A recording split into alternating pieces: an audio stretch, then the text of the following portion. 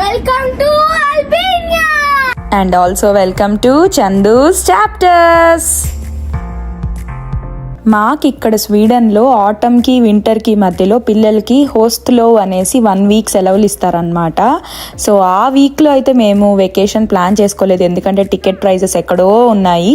Just దానికి ముందు week మా వాడితో 2 రోజులు లీవ్ పెట్టించి మరీ ఈ కంట్రీకి విజిట్ చేస్తున్నాము. అండ్ మెయిన్ ఈ కంట్రీని అని ఎందుకు అనుకున్నామంటే వెదర్ చాలా బాగునింది. చెక్ చేసినప్పుడు ఆల్మోస్ట్ 24 degrees దాకునింది. అండ్ మాకు ఇప్పుడు కావాల్సింది మెయిన్ సన్లైట్ అనే అనిపించి బుక్ చేసేసుకున్నాం అన్నమాట. స్వీడిష్ పాస్పోర్ట్స్ తో ఫస్ట్ టైం ఎక్కడికి ట్రావెల్ చేయబోతున్నాం? అల్బేనియా. సో ఈ కంట్రీ గురించి చెప్పాలంటే బేసిక్లీ మాకు కూడా తెలీదు, అక్కడికి వెళ్ళాక మేము తెలుసుకునిందే చెప్పాలి. మేమైతే మా ఫ్రెండ్స్తో కలిసి ఈ కంట్రీని విజిట్ చేసామన్నమాట. ఈ మేము తెలుసుకున్న విషయాలన్నీ నేను మీకు ఈ ట్రావెల్ బ్లాగ్స్లో షేర్ చేసేస్తాను. నేనా జోక్లేస్తావా? కిచెన్లో కూర్చొని బిర్యానీ చేయమంటే చేస్తాను, కానీ స్కై డైవింగ్ మన వల్ల కాదు. పెద్ద పెద్ద కొండలు, లోయలు కాదు నాన్న, ఈ కంట్రీ సేఫ్ అంటావా? బీహార్ లాగా కనిపిస్తుంది. ఆ కొండలు గుట్టలన్నీ చూసి మాత్రం నిజంగానే భయపడ్డాము. దిగే వరకు టెన్షన్ గానే ఉన్నింది. అరే ఏంట్రా మనం ఏమన్నా రాంగ్ డెసిషన్ తీసేసుకున్నామా, రాంగ్ ప్లేస్ కి వచ్చామా అనేసి. కానీ ల్యాండ్ అయ్యే టైం కి ఫుల్ ఆఫ్ సన్లైట్, చాలా బాగా అనిపించింది. ఫ్లైట్ దిగేసి ఎయిర్పోర్ట్ లోనే కొంచెం క్యాష్ అయితే ఎక్స్చేంజ్ చేసేసుకొని బయటపడి మేమైతే ఆన్లైన్ లోనే ఒక కార్ బుక్ చేసుకున్నాం అనమాట. ఆ ప్లేస్ కి నడుచుకుంటూ వెళ్తుంటే మొత్తం బంతి పూలు, గ్రీనరీ అండ్ వెదర్ కూడా అస్సలు చలిగా లేదు. ఆ టైంలో కూడా కొంచెం ఈవినింగ్ 7:30 అవుతున్నా కూడా జాకెట్స్ లేకుండానే హ్యాపీగా రోడ్ల మీద నడిచేసాము. అండ్ మేమైతే మెయిన్ తిరానా సిటీలో స్టే చెయ్యలేదు. మా మొత్తం ట్రిప్ కూడా మేము క్లోజ్ టు గ్రీస్ ఒక ప్లేస్ ఉందన్నమాట, సరాందే అనేసి, అక్కడికి వెళ్ళాలనుకున్నాము. అదైతే తిరానా సిటీ నుంచి 3.5 hours జర్నీ అన్నమాట. ఇక్కడ పబ్లిక్ ట్రాన్స్పోర్ట్ అయితే అంత బాగలేదు, అందుకనే ఇంకా కార్ రెంట్కి తీసేసుకున్నాము. రోడ్ల మీద నడిచేటప్పుడు మాత్రం చాలానే జాగ్రత్తగా నడవాల్సి వచ్చింది, బికాస్ కార్లన్నీ చాలా ర్యాష్ డ్రైవింగ్. ఆల్మోస్ట్ ఇండియాలో నడుస్తున్న ఫీలింగే వచ్చింది అనమాట. ఫైనల్లీ అయితే మేము మా కార్ రెంటల్ డెస్టినేషన్కి వచ్చేసాము. ఇంకా మొత్తం అన్ని ఫార్మాలిటీస్ ఫినిష్ చేసుకొని కార్ అయితే తీసేసుకొని స్టార్ట్ అయ్యాము. మా బుడ్డిదానికి కావాల్సిన కార్ సీట్ గానీ స్ట్రోలర్ గానీ మేమైతే స్వీడన్ నుంచే క్యారీ చేసాము. వెనకంతా నీదేనారా? Of course, this is my kingdom. Hi చిట్టు. మీరు కావాలంటే కార్ రెంటల్స్ వాళ్ళ దగ్గర కూడా కార్ సీట్ ని బారో చేసుకోవచ్చు, కాకపోతే దానికి కొంచెం ఎక్స్ట్రా ప్రైస్ ఏదో ఉన్నింది. అలా కార్ జర్నీ స్టార్ట్ చేసేసాము. ఎయిర్పోర్ట్ దగ్గర దిగంగానే మేమైతే KFCలో బాగా తిన్నాం అనమాట. సో దారిలో ఒక సూపర్ మార్కెట్ దగ్గర ఆపి లైట్ గా స్నాక్స్, ఇంకా నెక్స్ట్ డే కావాల్సిన గ్రాసరీస్ ఇవన్నీ కొనుక్కొని నైట్ 12:30 ఏమో మేము బుక్ చేసుకున్న అకామిడేషన్ కి రీచ్ అయ్యాం సరాందేలో. నైట్ అయితే మేమున్న ఇంటిని సరిగ్గా ఎక్స్ప్లోర్ చేయలేదు, కానీ మార్నింగ్ లేచి కాఫీ పెట్టుకొని అలా బాల్కనీలోకి వచ్చి చూస్తే మాత్రం వ్యూ అదిరిపోయింది. వ్యూ తో పాటు వెదర్ కూడా అదిరిపోయింది. ఇంకా హౌసెస్ చూస్తేనేమో మొత్తం అసలు ఇండియాలో హౌసెస్ చూసినట్టే అనిపించింది. మాకైతే మినీ ఇండియాకి వచ్చినట్టు అనిపించింది, కానీ యూరోప్ పక్కన ఒక చిన్న కంట్రీకి వచ్చిన ఫీలింగే లేదనమాట. మేము స్టే చేసిన అకామిడేషన్ కూడా చాలా అంటే చాలా బాగా అనిపించింది. టైల్స్ గానీ ఇంకా అసలు ఇంటీరియర్ గానీ సూపర్ గా ఉండింది, ఫర్నిచర్ తో సహా. Good morning Saranda. Good morning, Albania. కొండలు సూపర్. అలా తీరిగ్గా మంచి వ్యూతో బ్రేక్ఫాస్ట్ ని కాఫీని బాగా ఎంజాయ్ చేసేసి స్లోగా రిలాక్స్డ్గా లేచి రెడీ అయ్యామన్నమాట. ఫస్ట్ డే మేము చాలా ప్లేసెస్ తిరగాలనుకోలేదు, ఎందుకంటే ముందు రోజంతా జర్నీ చేసి బాగా అలసిపోయాం కదా. సో జస్ట్ ఒకే ఒక్క ప్లేస్కి వెళ్ళాలనుకున్నాం, అది వచ్చేసి బ్లూ ఐ అన్నమాట. జాకెట్స్ లేకుండా బయటికి వెళ్తుంటే ఎంత హాయిగా అనిపించిందో. లక్కీగా మేము స్టే చేసిన అపార్ట్మెంట్ లోనే పార్కింగ్ కూడా ఇంక్లూడెడ్ ఉన్నింది. సో మా పెద్ద వ్యాన్ పెట్టుకోవడానికి మంచిగా అనిపించింది. ఎక్కడికి వచ్చినా మనకి ఇవి తప్పవు కదా, కరెక్ట్ టైం తినేసారనుకో మనం దిగాక ఎంజాయ్ చేయొచ్చు. ముందు రోజు గ్రాసరీస్ కొన్నాం కాబట్టి నాకు పాపకి ఫుడ్ చేసుకోవడం చాలా ఈజీ అయిపోయింది. మేమైతే ఆ రోజుటికి బయట లంచ్ చేసేసి ఇంకా ఈ బ్లూ ఐ చూడడానికి అయితే స్టార్ట్ అయిపోయాము. ఈ వెళ్ళే రోడ్స్ అంతా కూడా ఆల్మోస్ట్ ఘాట్ రోడ్ కానీ లేకపోతే ఇలా సింగిల్ రోడ్స్ కానీ అలా ఉన్నిందనమాట. అండ్ 22 kilometers ఏమో ఉన్నింది మా అకామిడేషన్ నుంచి బ్లూ ఐకి. కానీ మాకు పట్టడం అయితే 40 to 45 minutes పట్టేసింది జర్నీ టైమ్. కానీ దారి మధ్యలో మాత్రం ఇలా వెరీ క్లియర్ వాటర్, అది కూడా కలర్ చూస్తే అద్భుతంగా అనిపించింది, గ్రీనిష్ బ్లూయిష్ అన్నమాట. ఫైనలీ అయితే బ్లూ ఐ పార్కింగ్ దగ్గరికి రీచ్ అయిపోయాము. ఇక్కడ నుంచి మళ్ళీ డెస్టినేషన్ కి ఆల్మోస్ట్ 1.5 kilometer ఉందన్నమాట. ఆ 1.5 kilometer కూడా నడవలేని వాళ్ళ కోసం ఇలా ఎలక్ట్రిక్ స్కూటర్స్ రెంట్ కి తీసుకోవచ్చు, లేదంటే ఇలా ఫ్యామిలీ అంతా కలిసి ట్రైన్ లో కూడా ట్రావెల్ చేయొచ్చు. కానీ దీనికైతే టికెట్స్ అన్ని సపరేట్ గా తీసుకోవాలి. సో మేమైతే నడుద్దాం అనుకున్నాం, జస్ట్ ఎంట్రీ టికెట్ మాత్రం తీసుకొని వాక్ చేయడం స్టార్ట్ చేసాము టువర్డ్స్ బ్లూ ఐ. బ్లూగా ఉన్నాం అందరం. బ్లూ అయిన చూడటానికి బ్లూగా వెళ్తున్నాం. వెదర్ మాత్రము ఆసమ్ ఉనింది. మేమైతే ఆల్మోస్ట్ రీచ్ అయిపోయాము. బ్లూ ఐకి చూడ్డానికంటే ముందే ఇక్కడ ఒక చిన్న రెస్టారెంట్ కూడా ఉందన్నమాట. వాటర్ మాత్రం సూపర్ క్లియర్ గా ఉనింది, చిన్న పిన్ను పడ్డ అసలు మంచిగా ఎత్తుక్కోవచ్చు, అంత బాగా కనిపిస్తుంది కింద వాటర్ లో ఏమేమి ఉన్నాయి అనేసి. ఇంతకీ అసలు ఈ బ్లూ ఐ కాన్సెప్ట్ ఏంట్రా అంటే, ఒక పెద్ద వాటర్ ఫాల్స్ అని చూసిన ప్రతిసారి నాకైతే ఎప్పుడు ఒక క్వశ్చన్ రైజ్ అవుతుంది, అసలు ఇంత వాటర్ ఎక్కడి నుంచి స్టార్ట్ అవుతుంది అనేసి. ఈ బ్లూ ఐని చూసాక నాకు ఆ డౌట్ అయితే క్లారిఫై అయిపోయింది. ఈ పర్టికులర్ ప్లేస్ లో సెకండ్ కి 18,400 liters which is equal to 4 water tanks. And ఇదంతా కూడా ఒక సెకండ్ లో కింద భూమిలో నుంచి ఉత్పత్తి అవుతుందంట. విన్నప్పుడు నేను కూడా చాలా ఆశ్చర్యంగా ఫీల్ అయ్యాను అనమాట, ఇది నిజమేనా అనేసి. అసలు నిజంగా ఒక మనిషి ఆ పాయింట్ లో స్విమ్ చేసుకుంటూ లోపలికి వెళ్తే కూడా ఆ వాటర్ ప్రెషర్ కి మళ్ళీ పైకి కొట్టేస్తాడంట. అండ్ ఎంత డెప్త్ లో ఉంది ఈ పాయింట్ అని తెలుసుకోవడానికి రీసెర్చ్ కూడా చేశారంట, కానీ వాళ్ళు ఆ డెప్త్ ని కనుక్కోలేకపోయారు, because they couldn't go down deeper. మొత్తానికి మేమైతే బ్లూ ఐకి రీచ్ అయిపోయాము. అండ్ ఇక్కడైతే వాటర్ ఎప్పుడు 10 degrees ఉంటదంట. చూసాక నాకు అర్థమైంది అసలు దీనికి బ్లూ ఐ అని ఎందుకు పేరు పెట్టారా అనేసి. మీరు గమనించండి, మొత్తం ఐ షేప్ లో ఉంది ఫార్మేషన్ అయితే, అండ్ లోపల డీప్ బ్లూ అండ్ అవుటర్ ఏమో డార్క్ బ్లూ అన్నట్టుగా ఉంది. అసలు ఎంత అద్భుతంగా ఉందో, నేచర్ లో ఎన్ని వింతలు అద్భుతాలో కదా. వాటర్ మాత్రం చాలా క్లియర్ గా అనిపించింది. అండ్ మోర్ ఓవర్ అసలు దాన్ని చూసాక నిజంగా ఇక్కడ సెకండ్ కి అంత వాటర్ పంప్ చేస్తుందా అనే డౌట్ కూడా వేసింది నాకు. మంచి ఫోటోలు దిగడానికి చాలా సేపు ట్రై చేసి కొంతసేపు అక్కడే టైం స్పెండ్ చేసేసి మేమైతే ఇంక అక్కడి నుంచి రిటర్న్ వాక్ చేయడం స్టార్ట్ చేసాం అన్నమాట. దారి మధ్యలో పిల్లలకేమో చిన్న చిన్న క్యాట్స్ కనిపించాయి. ఇంకా వాటితో ఆడుకుంటూ పాడుకుంటూ అలా సరదాగా ఇంకా రిటర్న్ పార్కింగ్ దగ్గరకు వచ్చి ఇంకా మళ్ళీ అకామిడేషన్కి వచ్చేసరికి ఆల్మోస్ట్ 6:30 అయిపోయింది ఈవినింగ్. మేము స్టే చేస్తున్న అకామిడేషన్ అయితే క్లోజ్ టు సెంటర్ ఆఫ్ సరాందే అన్నమాట. జస్ట్ అకామిడేషన్కి వెళ్ళి ఫ్రెష్ అప్ అయిపోయేసి మళ్ళీ డిన్నర్ చేద్దామని బయటకు వచ్చేసాము. టూరిజం ఏరియా కావడం వల్లనో ఏమో తెలియదు కానీ చాలా చాలా లైవ్లీగా ఉన్నింది ఆ ప్లేస్ అంతా, సెంటర్ అంతా అయితే మాత్రము. ఈ వాటర్ చుట్టూ కూడా మొత్తం రెస్టారెంట్స్ కానీ లైటింగ్స్ కానీ లేకపోతే బార్స్ ఇంకా పబ్బులు కానీ ఇవన్నీ కూడా చాలా లైవ్లీగా టూరిస్ట్ని అట్రాక్ట్ చేసేలాగే పెట్టారనమాట. సో మేము చుట్టూ అన్ని రెస్టారెంట్స్కి వెళ్ళి మెనూ చెక్ చేసుకుంటూ వెళ్ళాము, ఒక మంచి రెస్టారెంట్లో తిందాము అన్నట్టుగా. దారిలోనేమో ఇలా చిన్న చిన్న షాపులు కనిపించాయి, సేమ్ టు సేమ్ ఇండియాలో లాగా. కాకపోతే మనకి వీళ్ళ భాష రాదు, వాళ్ళకి ఇంగ్లీష్ అర్థం కాదు, సో బేరాలు అయితే ఆడలేము. మొత్తానికైతే ఒక రెస్టారెంట్ చూస్ చేసుకొని ఎంటర్ అయ్యాము. ఇదైతే వాటర్ పక్కన ఉన్నింది అండ్ జనాలు కూడా బాగానే ఎక్కువ కనిపించారు. సో లెట్స్ ట్రై అన్నట్టుగా ఎంటర్ అయిపోయాము. టేస్ట్ అయితే ఓకే అనే చెప్తా నేను. మాకైతే అంతగానం నచ్చలేదు, ఎందుకంటే అస్సలు ఉప్పు లేదు, కారం లేదు, ఏం లేదనమాట. సరే ఇంకా వచ్చేసాం కదా తప్పదన్నట్టుగా తోసాము ఫుడ్ ని వేస్ట్ కాకుండా. కడుపు నిండిందా? అస్సలు కడుపు నిండింది కానీ జస్ట్ వేస్ట్ చేయకుండా తిన్నా. సో ఎప్పుడు కానీ ఇంత హై క్లాస్ రెస్టారెంట్ కి రావద్దండి. సప్పగా ఉండింది మా నూడిల్స్. అయ్యయ్యో షెట్. అట్లీస్ట్ డెజర్ట్ మంచిగా ట్రై చేద్దాంలే టెరిష్. Okay, let's go to ice cream. yes మా ఆయన ఇక్కడ క్యాష్ పే చేస్తున్నాడు. నాన్న ఎంత ఖర్చు అయింది? 7,550. షెట్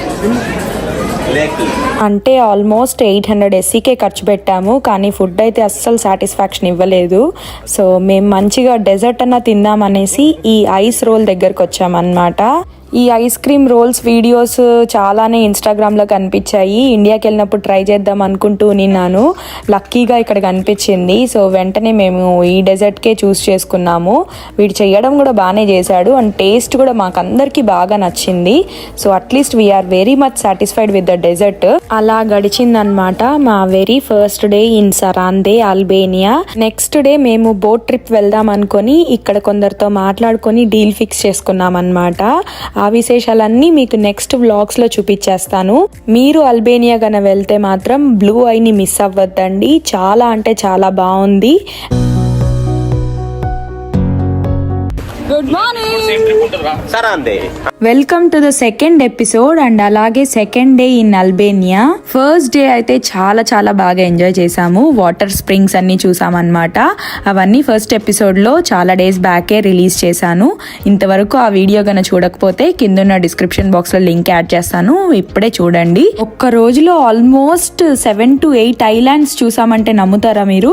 నమ్మాల్సిందే ఈ వీడియో చూస్తే గన. అల్బేనియాలో సరాందే విజిట్ చేస్తే మాత్రం ఈ boat trips very famous. Compulsory ఒక్క డే దీనికి డెడికేట్ చేయాల్సిందే. ఎందుకంటే ఈ ఐలాండ్స్ అన్నిటినీ కూడా బోట్ ద్వారానే వెళ్లి చూడగలము. దేనికి కూడా రోడ్ కనెక్షన్స్ అయితే లేదు. ఇక్కడ వరుస పెట్టి రకరకాల బోట్ కంపెనీసే ఉన్నాయి. మేమైతే ఈ స్పీడ్ బోట్ ని చూస్ చేసుకున్నాం. మాకు పర్ పర్సన్ కి 20 euros అంటే 200 SEK పడింది. నాకైతే వెరీ చీప్ అనిపించింది.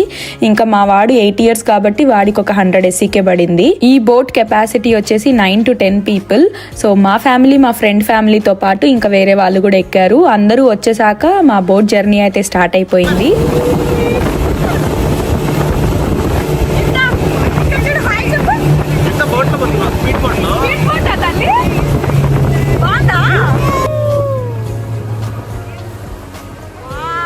For the very first time నేను కానీ, యుక్తా కానీ, టెరీష్ కానీ స్పీడ్ బోట్ని ఎక్స్పీరియన్స్ చేశాము. చాలా ఎంజాయ్ చేశాము.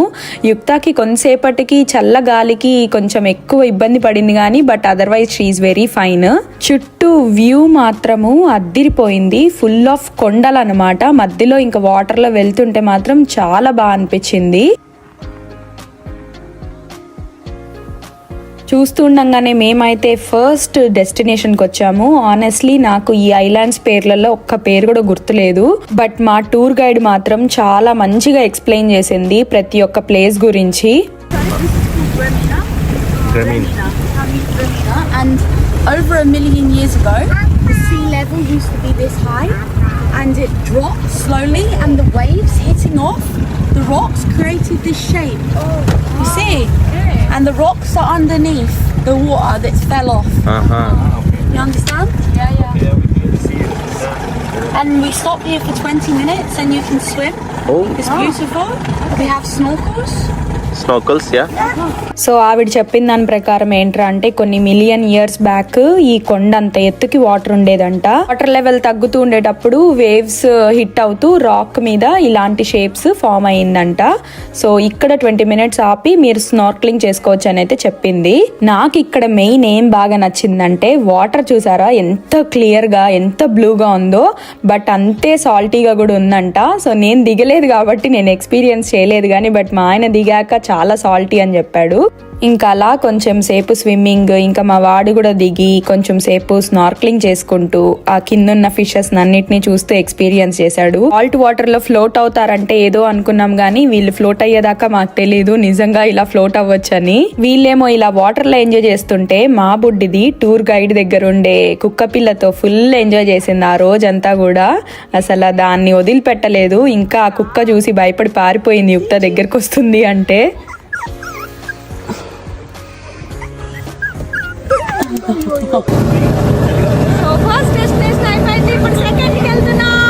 ఇంకా అలా నెక్స్ట్ ఐలాండ్ కి అయితే బయలుదేరిపోయాము. వీళ్ళైతే స్విమ్మింగ్ అవుట్ఫిట్స్ లోనే ఉండిపోయారు ఆల్మోస్ట్ ఆ డే అంతా కూడా. చూస్తుండగానే సెకండ్ స్టాప్ కూడా వచ్చేసింది. ఇది ఒక ప్రైవేట్ విలేజ్ అంట.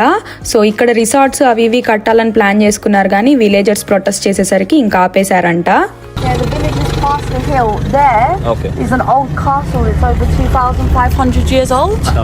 And then on the right was a resort they were trying to build, but the village people had a protest, you know, against the people, that they didn't want people to build on their land, and they won. Okay. So it's stopped now. It's yeah.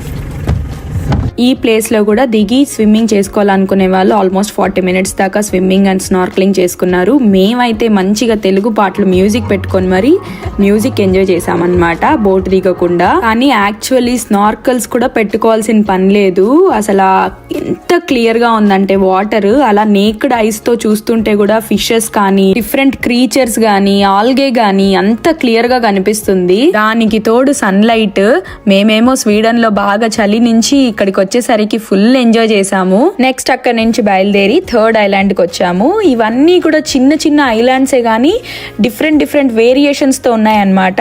ఇక్కడ basically clear water అయినప్పటికీ కింద water లో stones కానీ ఇవన్నీ కొంచెం ఎక్కువ ఉన్నాయి. ఇక్కడ కూడా మా వాళ్ళు దిగి రాళ్ళు ఎక్కడం, స్విమ్మింగ్, స్నార్క్లింగ్ ఇంకా అలా మంచిగా ఎంజాయ్ చేసి నీళ్ళల్లో ఊరి తర్వాత ఏమో మళ్ళీ సాల్ట్ వాటరే కదా ఎక్కడైనా, సో సరదాగా అలా ఫ్లోట్ అయ్యి తనివి తీరా ఎంజాయ్ చేశారనమాట వాటర్ ని, సన్నని. మా బుడ్డిదేమో చక్కగా టూర్ గైడ్ తో సెటిల్ అయిపోయింది. సో మేము హల్లెమెత్తి హబీబో సాంగ్ పెట్టుకొని మేము కూడా ఫుల్ ఎంజాయ్ చేసాము. తర్వాత అక్కడి నుంచి బయలుదేరిపోయి సో ఫైనలీ ఇక్కడ చాలా సేపే టైం స్పెండ్ చేసాము. ఇది అన్నిటికన్నా కొంచెం పెద్ద ఐలాండ్. ఇక్కడ ఒక చిన్న రెస్టారెంట్ కూడా ఉంది. యాక్చువల్లీ ప్రాపర్ సీజన్ లో వచ్చామంటే ఇక్కడ 3-4 రెస్టారెంట్స్ ఉండడము, ప్లస్ చాలా మంది ఇక్కడ క్యాంపింగ్ చేసి నైట్ అంతా ఇక్కడే కూడా స్టే చేస్తారంట. ప్రాపర్ సీజన్ కాదు కాబట్టి రెస్టారెంట్ ఉంటుందో లేదో అని మా బోట్ ట్రిప్ వాళ్ళైతే ముందుగానే చెప్పారు లంచ్ బాక్సెస్ తెచ్చుకోండి అని. సో మేము ఇంట్లో నుంచి పెరుగన్నం చేసి తీసుకొచ్చుకున్నాము. అవన్నీ ఖాళీ చేసేసాక ఇంకా మంచిగా స్విమ్మింగ్ వేర్ వేసేసుకొని వాటర్ లోకి దిగాము చక్కగా. నేనైతే ఇంతవరకు వాటర్ లో దిగలేదు. ఈ ఐలాండ్ లోనే ఫస్ట్ టైం దిగాను అనమాట. అసలు ఆ సాల్టీనెస్ ని తట్టుకోలేకపోయాను. వాటర్ క్లియర్ గా ఉంది, బ్యూటిఫుల్ గా ఉంది అనుకునే లోపలే అంత ఉప్పగా కూడా ఉనింది. ఈ పర్టికులర్ ఐలాండ్ లో అయితే మాత్రం ఎక్కువ పెబెల్ శాండ్ అంటే రాళ్లతోటి శాండ్ అలా ఉనింది. నైస్ గా అయితే లేదు ఇసుక. సో వాక్ చేయడం కొంచెం కష్టమే. సో నేను నా కూతురు మాత్రం ఇలా ఒక చోట కూర్చునేసి అలల్ని మంచిగా ఎంజాయ్ చేసాము. ఇక్కడ ఈ ఐలాండ్ లో ఒకే ఒక్క రెస్టారెంట్ మాత్రం ఓపెన్ ఉనింది మేము వెళ్ళిన టైం కి. సో వాళ్ళ దగ్గర ఫ్రెష్ ని ఆర్డర్ చేసుకొని తిన్నాము. టేస్ట్ అయితే మాత్రం అద్దిరిపోయింది. అసలు ఏం మసాలాలు లేకుండా జస్ట్ అలా కాల్చి ఇచ్చాడు. ఏమైనా ఫ్రెష్ ఫుడ్ కి వచ్చే టేస్టే వేరు. ఆల్మోస్ట్ ఒక 3 hours తర్వాత ఇంకా ఐలాండ్ నుంచి బయలుదేరిపోయామన్నమాట. సో అప్పటికే టైం అయితే సాయంత్రం 3:30 దాటేసింది. ఆన్ ద వే ఇక్కడ బంకర్స్ అన్ని చాలా ఎక్కువ, ఒకప్పుడు వార్ కోసం అన్నట్టుగా ఏదో కట్టారు అని ఎక్స్ప్లెయిన్ చేసింది. ఈ బోట్ టూర్స్ ని ఎంచుకోవడం మాత్రం వెరీ గుడ్ డెసిషన్ అనిపించింది. అసలు కొంచెం సేపటికల్లా మేము చాలా క్లోజ్ అయిపోయాము. ఏదో ఫ్రెండ్స్ తో మాట్లాడుతున్నట్టు అని అనిపించింది. ఎన్ని స్టంట్స్ చేశారో ఈ రైడ్ లో మాత్రం నిజంగా వేరే ఏదైనా ట్రావెల్స్కి వెళ్ళినా మేము ఇంత ఎక్స్పీరియన్స్ చేసిండే వాళ్ళం కాదు. సో మాకు చాలా బాగా థ్రిల్లింగ్ గా అనిపించింది ఈ ఎక్స్పీరియన్స్ అయితే. మీరు ఎప్పుడైనా అల్బేనియాకి వెళ్ళి ఇలా బోట్ టూర్స్ వెళ్ళాలంటే మాత్రం I would definitely recommend them. వాళ్ళ డీటెయిల్స్ కూడా నేను డిస్క్రిప్షన్ బాక్స్ లో రాస్తాను. డెఫినెట్లీ ట్రై చేయండి, మీకు అందరికి కూడా పక్కా నచ్చుతుంది. సో ఇలాంటి స్టంట్స్ అయితే I would say never before and ever after. So next island ఏంట్రా అంటే సీక్రెట్ బీచ్ అంట. సో దీనికి కూడా ఈవిడ ఒక స్టోరీ చెప్పింది. లాంగ్ టైమ్ అగో ఒక ఫిషింగ్ షిప్ వచ్చేసి ఇక్కడ క్రాష్ అయితే ఇక్కడ ఒట్టి యాంకర్స్ మాత్రమే ఇక్కడికి వచ్చి స్టాప్ అయిందంట. అలా ఈ బీచ్ ని కనుక్కోవడం చేశారు. కావాలంటే ఇక్కడ కూడా దిగి స్విమ్మింగ్ చేసుకోవచ్చు అని చెప్పింది, కానీ మా వాళ్ళకి అప్పటికే ఓపిక వెళ్ళిపోయింది. సో ఎవ్వరూ బోట్ నుంచి అయితే దిగలేదు. అలాగే బోట్ లో కూర్చొని ఫోటోలు దిగేసి ఇంక ఇక్కడ నుంచి బయలుదేరిపోయాము. నెక్స్ట్ అయితే ఇంకొంచెం దూరం వెళ్ళాక ఇలా ఒక చిన్న గుహలాగునింది. దీనికైతే టర్టిల్ కేవ్ అనేసి పేరు.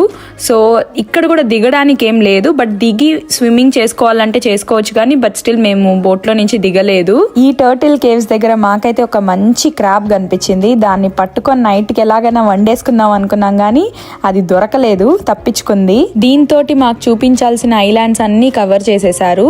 సో ఇంక ఇప్పుడు బ్యాక్ టు డెస్టినేషన్. జనరల్లీ మనం ట్రిప్ కి వెళ్ళినప్పుడు గానీ ఎక్కడికైనా వెళ్ళినప్పుడు గానీ రిటర్న్ చాలా ఎగ్జాస్టింగ్ గా ఉంటుంది. కానీ ఇక్కడ మా రైడర్ మాత్రము ఫుల్ ఆఫ్ స్టంట్లు వేసుకుంటూ సో మేము బోట్ రైడ్ ని అంత బాగా ఎంజాయ్ చేసేలాగా చేశారు. ఆల్మోస్ట్ ఒక 5:30-6 అరౌండ్ అలా రీచ్ అయ్యాము. సన్సెట్ టైం అయితే అయిపోయింది డెస్టినేషన్ కి రీచ్ అయ్యేసరికి. ఇక్కడ వీళ్ళు లోకల్స్ కాబట్టి ఈ టూర్ గైడ్స్ ని అడిగామన్నమాట, మంచి రెస్టారెంట్ చెప్పండి, నిన్న ఫుడ్ అసలు బాగాలేదు అని. సో వాళ్ళు ఈ బ్లాక్ మార్లిన్ అనే రెస్టారెంట్ ని సజెస్ట్ చేశారు. నిజంగా చెప్తున్నాను, వర్త్ విజిటింగ్ దిస్ ప్లేస్.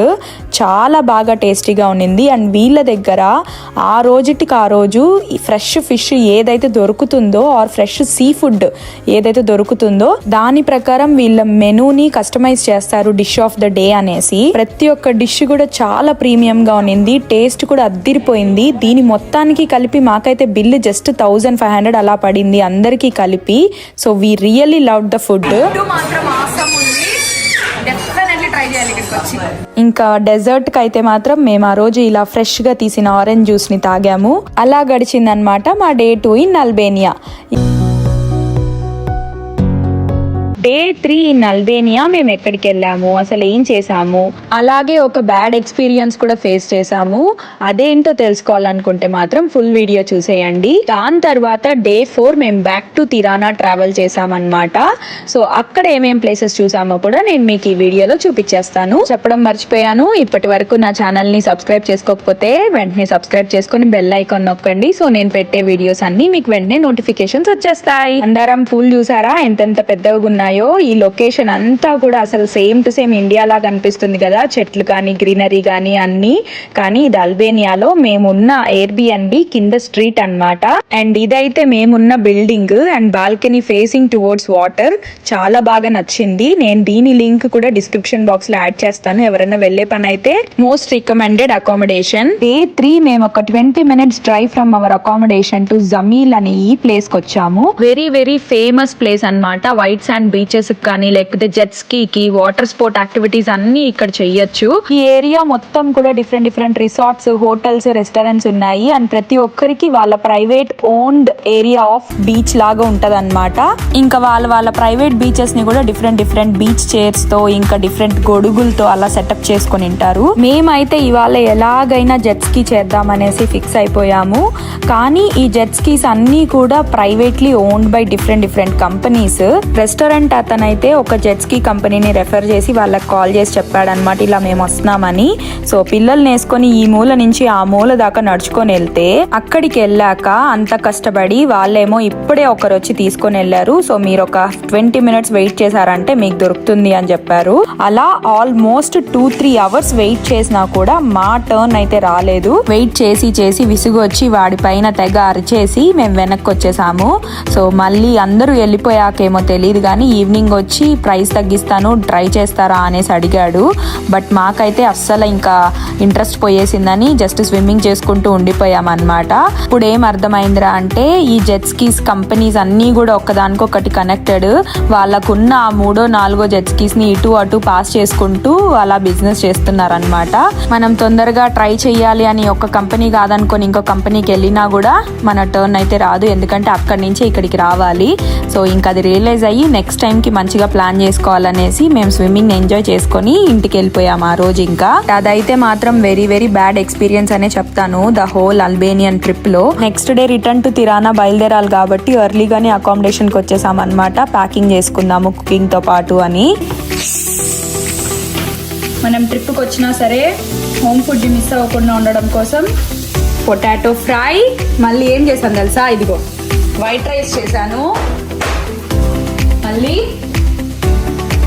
పప్పు, ఇదిగో పప్పు, ఇది రసం, ఆరెంజ్ కలర్ రసం, టమాటో రసం. ఒకరు ప్యాకింగ్ చేస్తూ ఉంటే ఇంకొకరు వంట చేసేసి మంచిగా డిన్నర్ తినేసి ఎర్లీగా పడుకునేసాం అనమాట. నెక్స్ట్ డే పొద్దున్న లేచి ఆల్మోస్ట్ 3.5 hours బ్యాక్ టు తిరానా, మళ్ళీ కార్లో డ్రైవ్ చేయాలి అనేసి. మార్నింగ్ 7:30 అంతా లేచి స్టార్ట్ అయిపోయాము, ఎందుకంటే 3.5 hours జర్నీ టైం ఉంది తిరానాకి. సో మా ప్లాన్ ఏంట్రా అంటే మధ్యాహ్నం కల్లా తిరానా రీచ్ అయిపోతే లంచ్ చేసుకొని అలా మొత్తం తిరానా సిటీని ఒక రౌండ్ వేసేసుకొని ఈవినింగ్ 5:30 ఫ్లైట్ టైం కల్లా ఎయిర్పోర్ట్కి వెళ్ళిపోదాం అనేసి ప్లాన్ చేసుకున్నాము. అదే కదా. ఓకే పుష్కరా, see you. We didn't go to jet ski. Okay. Jet ski, yeah. But we had another fun. Next time. ఏదో ఒకటి వదిలేసి రావాలి రాజు ట్రిప్ లో, ఎందుకో తెలుసా? నెక్స్ట్ టైం మోటివేషన్ ఉంటుంది మళ్ళీ వచ్చి నేను చేయడానికి అని ఏం చెప్పారు సార్? నీకేం నచ్చింది అల్బేనియా? 4 మంచి ఫోటోలు అవి తప్ప మిగతా బాగుంది యాక్చువల్లీ రావచ్చు. నాకు వెదర్ బాగా నచ్చింది. Yes, yes. ఎందుకు తెలుసా? It's like నాకు లాంగ్ India. అనిపిస్తా ఉందని చెప్పింది. మేబీ అనుకుంటున్నా బికాస్ ఇండియాతో కనెక్ట్ అయినాను కదా, ఇండియాలో కూడా చాలా రోజులు ఉన్నాం కదా, సో అందువల్ల నాకు ఎందుకు చాలా రోజుల నుంచి ఉన్నట్టుంది ఈ ప్లేస్ లో అని నాకైతే ఫాస్ట్ గా అయిపోయింది. అల్బేనియా మొత్తం ఎక్కడ చూసినా ఆలివ్ ట్రీసే. మనం ఇండియాలో ఎలాగైతే గ్రౌండ్ నట్స్ని పండించుకొని తర్వాత ఆయిల్స్ తీస్తామో ఇక్కడ వీళ్ళు ఆలివ్ ఆయిల్ అలా చేసుకుంటారంట. లోకల్స్ని అడిగితే చెప్పారు. కానీ మేమైతే అక్కడి నుంచి ఏం తెచ్చుకోలేకపోయాం బికాస్ చెక్ ఇన్ బ్యాగేజ్ లేదు మాకు. ఈ 3.5 hour జర్నీ మాత్రం చాలా సోదిగా అనిపించింది. రోడ్స్ అన్నీ చాలా బాగున్నాయి కానీ ఎక్కడ పడితే అక్కడ పోలీస్ కెమెరాస్ పెట్టేసుకొని నిల్చుకున్నారనమాట. అండ్ ఈ బిల్లు కూడా మనం స్పీడ్ లిమిట్స్ ఫాలో కాకపోతే అప్పటికప్పుడు రాదంట. 3-4 weeks తర్వాత మనం కార్ తీసుకున్న కంపెనీ వాళ్ళకి ఇన్వాయిస్ వస్తుందంట. అందుకనే మేము చాలా స్లోగా వెళ్లాల్సి వచ్చింది. ఫైనలీ అలా తిరానా సెంటర్ కి అయితే రీచ్ అయిపోయాము.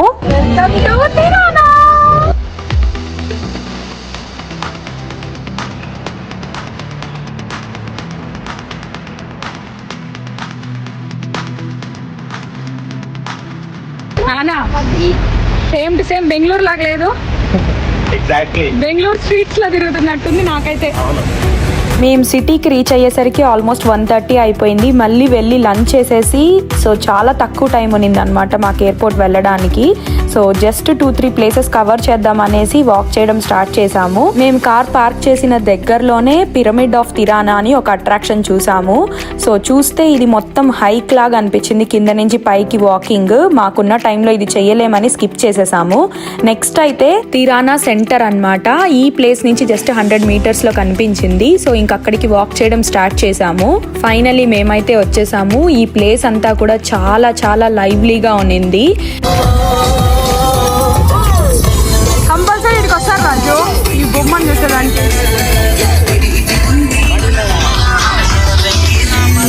అన్న తెలుగు పాట ఏం పాట చెప్పు? అదిలో అందినదేరా మనది. ఆ పాట కాపీ కొట్టినాడా లేకపోతే ఇక్కడ వాడు అక్కడ కాపీ కొట్టినాడా?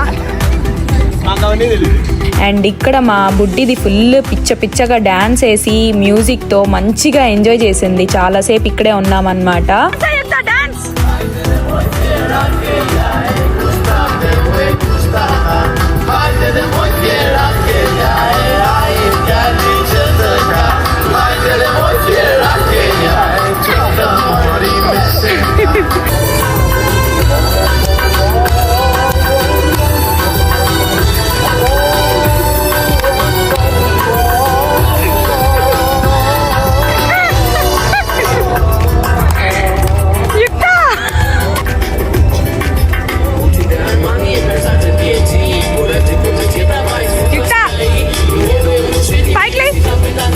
మా బుడ్డిదాన్ని అస్సలు ఆ డాన్స్ దగ్గర నుంచి పట్టుకురాలేకపోయాను. ఇంకా టైం అయిపోయిందని మేము కూడా రిటర్న్ స్టార్ట్ అయిపోయాం ఎయిర్పోర్ట్ కి. ఫస్ట్ అయితే కార్ రెంటల్ వాడి దగ్గరకు వచ్చి కార్ రిటర్న్ ఇచ్చేసి ఆ ఫార్మాలిటీస్ అన్ని ఫినిష్ చేసుకొని ఇంకా పక్కనే ఎయిర్పోర్ట్ కదా జస్ట్ 100 meters. సో అలా వాక్ చేయడం స్టార్ట్ చేసాం ఎయిర్పోర్ట్ కి. బ్లాక్ ఆలివ్స్ ఇవే గ్రీన్ వే బ్లాక్ అవుతున్నారా? అవే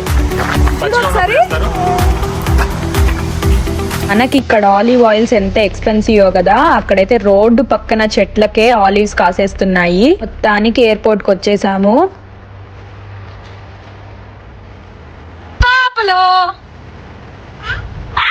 రైట్ సైడ్ పద.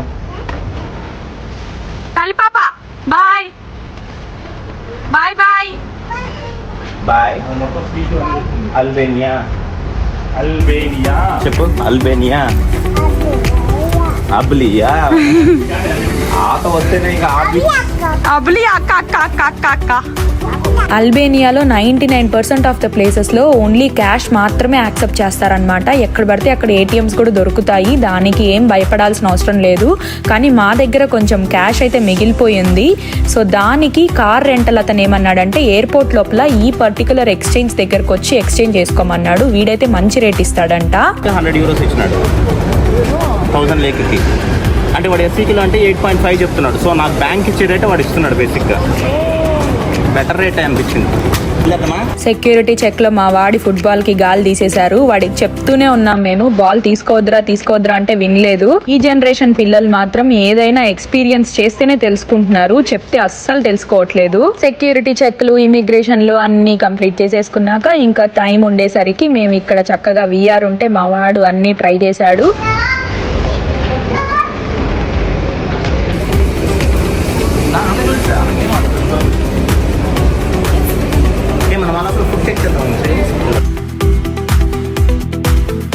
ఇంక ఇక్కడే ఫుడ్ కోర్ట్ లోనే మేము డిన్నర్ చేసేసి ఫ్లైట్ ఆన్ బోర్డ్ అయ్యామన్నమాట. అలా గడిచిందనమాట మా Albanian trip. Very great place to be during autumns గానీ స్ప్రింగ్స్ గానీ. ప్రాపర్ సమ్మర్ లో వస్తే మాత్రం హెవీ రష్ ఉంటుందేమో. ఓవరాల్ గా చెప్పాలంటే బడ్జెట్ ఫ్రెండ్లీలో ఆసమ్ ఎక్స్పీరియన్స్. ఐ హోప్ నేను వీడియోస్ లో షేర్ చేసిన ఇన్ఫర్మేషన్ అయితే మీ అందరికి తప్పకుండా హెల్ప్ అవుతుందని అనుకుంటున్నాను. సో దట్ మీరు నెక్స్ట్ ఐటినరీని ప్లాన్ చేసుకునడానికి. Thanks for watching. Keep supporting. Bye bye.